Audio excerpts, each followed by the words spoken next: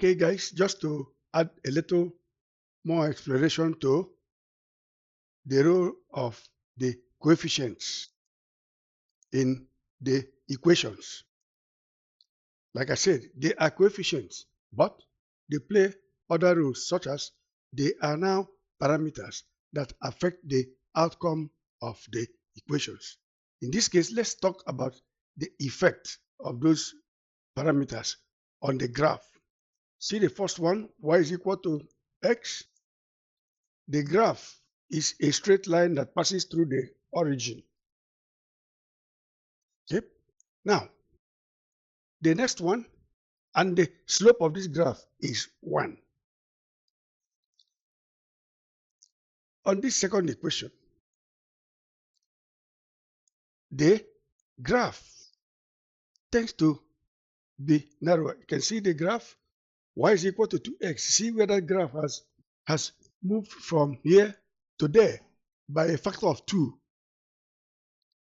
By a factor of 2. So he moved closer to the y-axis. In other words, it gets narrower. Now, the next one is y is equal to 2x plus 3. We said this is called the slope and the y-intercept form of equation. The slope is 2 and the y-intercept is 3.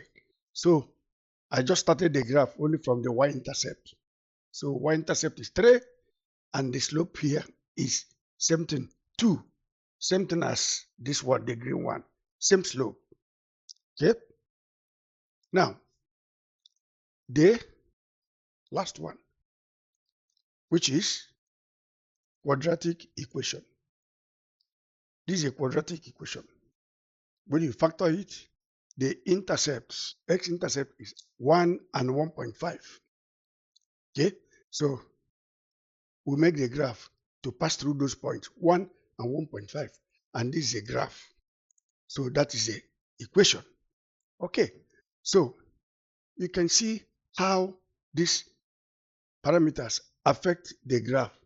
Now, like I said, this 2 here makes the graph narrow. If 2 was higher, this graph will be narrower.